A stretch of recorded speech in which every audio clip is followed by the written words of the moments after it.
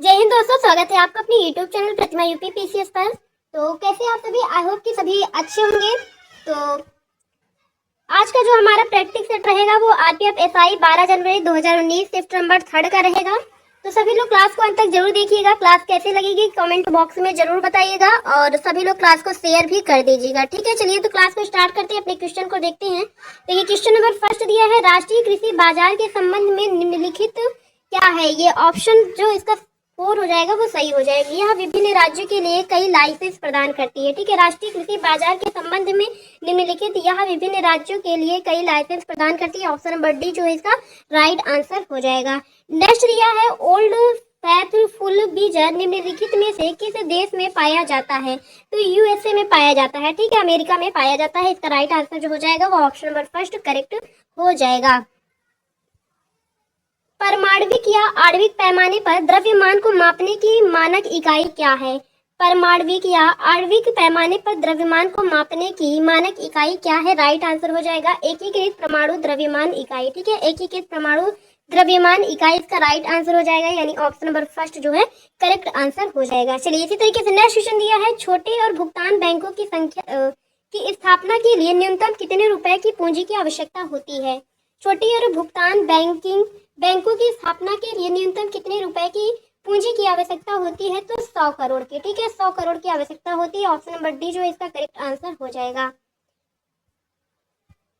चित्तौड़ की रानी पद्मिनी की कहानी निम्नलिखित में से किसने लिखी। चित्तौड़ की कहानी जो रानी पद्मिनी थी उनकी कहानी जो है किसने लिखी थी। तो मलिक मोहम्मद जायसी द्वारा लिखी गई थी। ठीक है, मलिक मोहम्मद जायसी के द्वारा लिखी गई थी। सित्तान वासन की गुफाएं किस धर्म से संबंधित है। सित्तान वासन की जो गुफा है वो किस धर्म से संबंधित है। जैन धर्म से संबंधित है। ऑप्शन नंबर डी इसका करेक्ट आंसर हो जाएगा। निम्नलिखित दशकों में से कौन सा मूक फिल्मों के युग के रूप में जाना जाता है। निम्नलिखित दशकों में से कौन सा मूक फिल्मों के युग के रूप में जाना जाता है। तो 1910 से 1920 के दशक। ठीक है, ऑप्शन नंबर डी जो है इसका राइट आंसर हो जाएगा। संविधान के किस अनुच्छेद के तहत आत्म संभ्रांत साक्ष्य संबंधित है, यानी स्वयं के विरुद्ध अध्यारोपण। स्वयं के विरुद्ध अध्यारोपण। तो ऑप्शन नंबर ए जो है करेक्ट आंसर हो जाएगा अनुच्छेद 20 में। ठीक है, अनुच्छेद 20 में संविधान के अनुसार जो है आत्म संभ्रांत यानी स्वयं के विरुद्ध अध्यारोपण से संबंधित प्रावधान किया गया है। ऑप्शन नंबर ए जो है इसका करेक्ट आंसर हो जाएगा। किस अनुच्छेद के तहत भारत के उच्च न्यायालय को रेट जारी करने से कह रहा है कि किस अनुच्छेद के तहत भारत के उच्च न्यायालय रेट जारी कर सकता है। किस अनुच्छेद के तहत भारत के उच्च न्यायालय रेट जारी कर सकता है। रेट कितने प्रकार के हैं भारतीय संविधान में। तो 5 प्रकार के हैं। तो आर्टिकल 226 के तहत रेट को जारी कर सकता है। ठीक है, और आर्टिकल 32 के तहत भी रेट को जारी किया जा सकता है। ठीक है, नेक्स्ट क्वेश्चन दिया इसे पूछा है कि पश्चिमी यूरोप में डागर बैंक डैश के लिए प्रसिद्ध है। किसके लिए प्रसिद्ध है। तो मछली पकड़ने के क्षेत्र के लिए प्रसिद्ध है। ठीक है, पश्चिमी क्षेत्र जो डॉगर बैंक है वो मछली पकड़ने के क्षेत्र के लिए प्रसिद्ध है। ऑप्शन नंबर डी जो है इसका करेक्ट आंसर हो जाएगा। आधुनिक मनु के रूप में कौन जाना जाता है। आधुनिक मनु के रूप में किसे जाना जाता है। तो भीमराव अम्बेडकर को आधुनिक मनु के रूप में जाना जाता है। मनु ने जो है मनु स्मृति की रचना की थी। तो भीमराव अम्बेडकर जो है वो संविधान सभा के संविधान की तैयार किया था यानी रचना की थी। ठीक है, चलिए इसी तरीके से नेक्स्ट क्वेश्चन दिया है, मौलिक अधिकारों का उद्देश्य किस प्रकार का लोकतंत्र स्थापित करना है। मौलिक अधिकारों का उद्देश्य किस तरह का लोकतंत्र स्थापित करना है। तो राजनीतिक लोकतंत्र जो है स्थापित करना है। ऑप्शन नंबर ए जो है इसका करेक्ट आंसर हो जाएगा।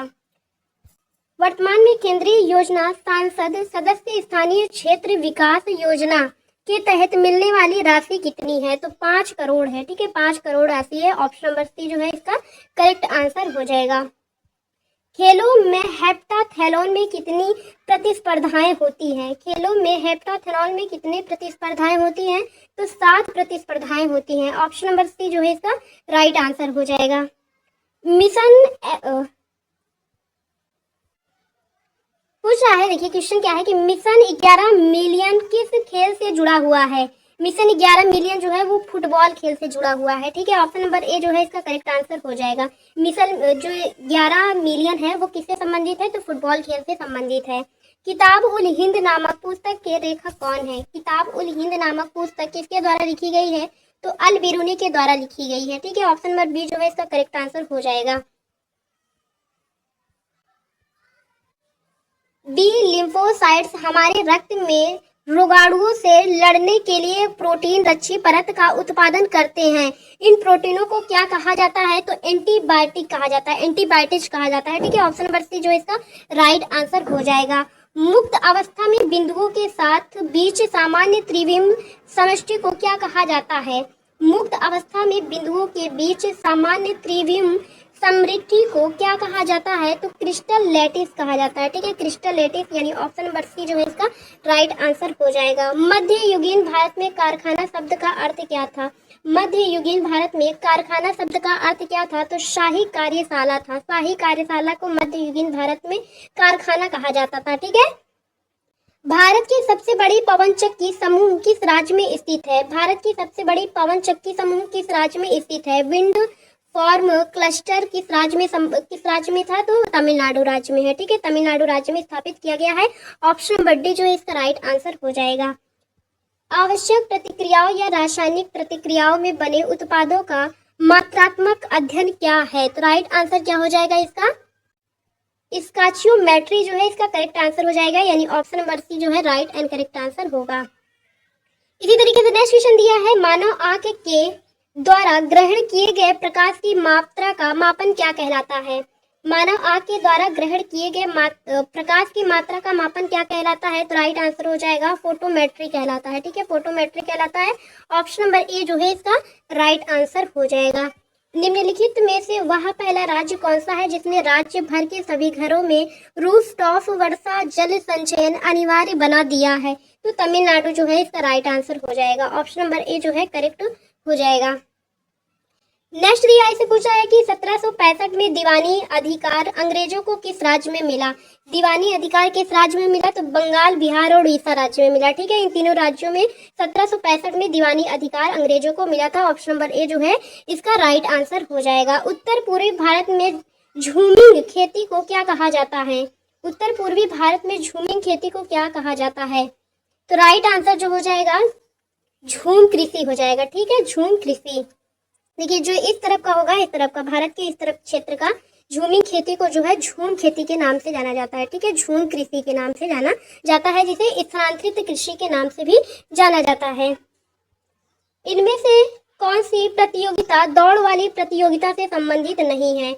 इनमें से कौन सी प्रतियोगिता दौड़ वाली प्रतियोगिता से संबंधित नहीं है? तो राइट आंसर हो जाएगा ताइक्वांडो हो जाएगा। ठीक है, ताइक्वांडो हो जाएगा, यानी ऑप्शन नंबर डी करेक्ट हो जाएगा। डिगबोई और नहर कढ़िया तेल क्षेत्र भारत के किस राज्य में स्थित है? डिगबोई जो है वो भारत का पहला तेल कारखाना था जो असम राज्य में स्थित है। ठीक है, कहाँ पर स्थित है? असम राज्य में स्थित है। ऑप्शन नंबर बी जो है इसका राइट आंसर हो जाएगा।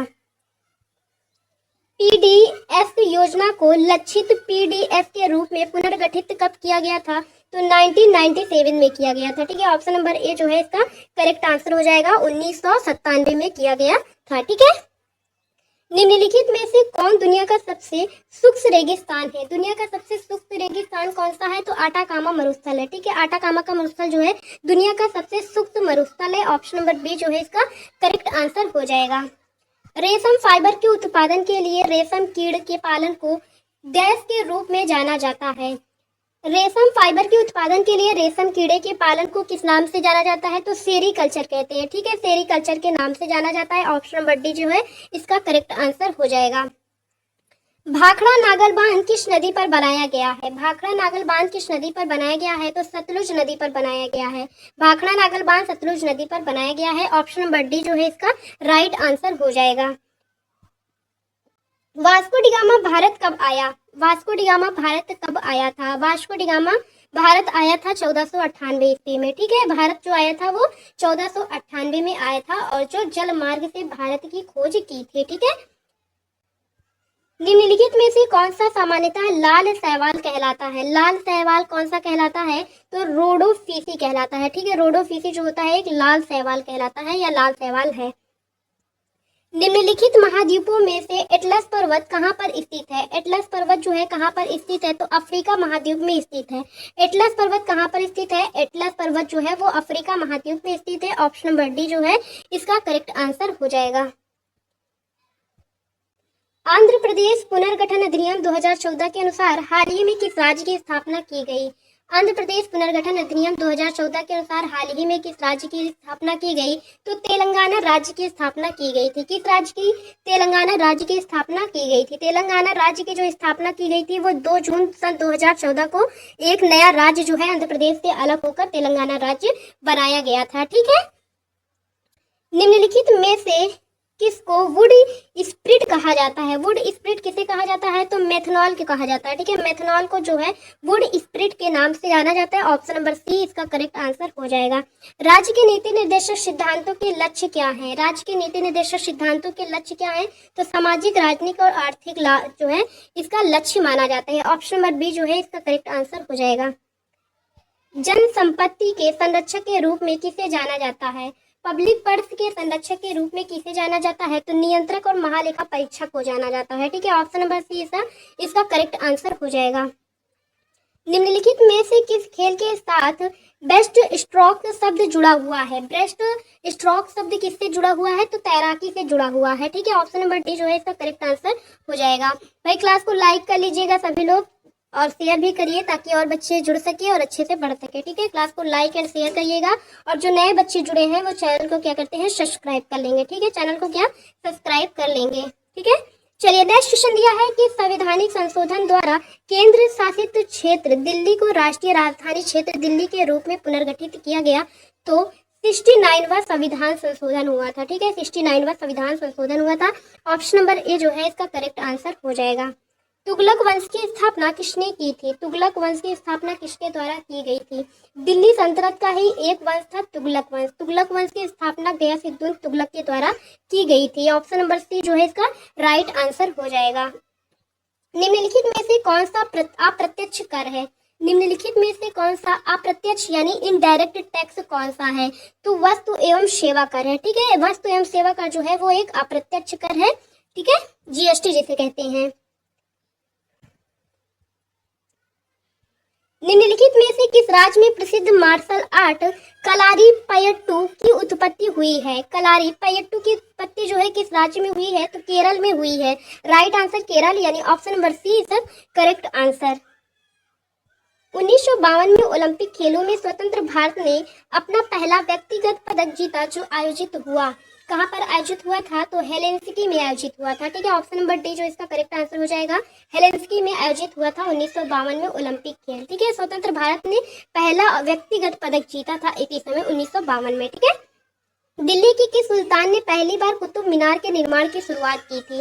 कुतुब मीनार की नींव या कुतुब मीनार का निर्माण पूरा तो नहीं कह सकते लेकिन कुतुब मीनार की जो नींव रखी गई थी वो इल्तुतमिश के द्वारा रखी गई। सॉरी, कुतुबुद्दीन ऐबक ने रखी थी। तो इल्तुतमिश जो है कुतुब मीनार कार्य को पूरा करवाया था यानी पूरा बनवाया था। ठीक है, ऑप्शन नंबर डी जो है इसका करेक्ट आंसर हो जाएगा।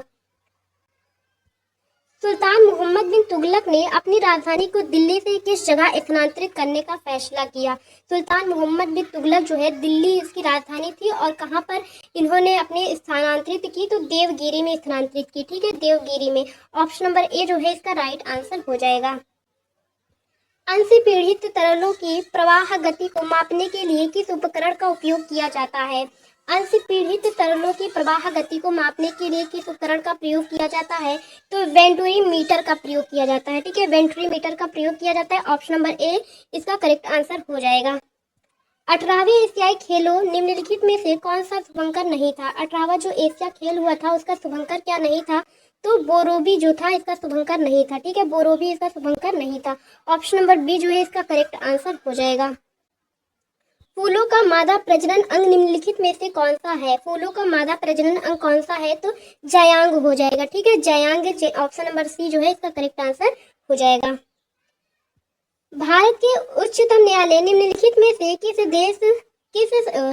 भारत के उच्चतम न्यायालय निम्नलिखित में से किसके संदर्भ में आदेश जारी कर सकता है? आदेश जारी कर सकता है तो केवल मौलिक अधिकार। ठीक है, केवल मौलिक अधिकार इसका करेक्ट आंसर हो जाएगा।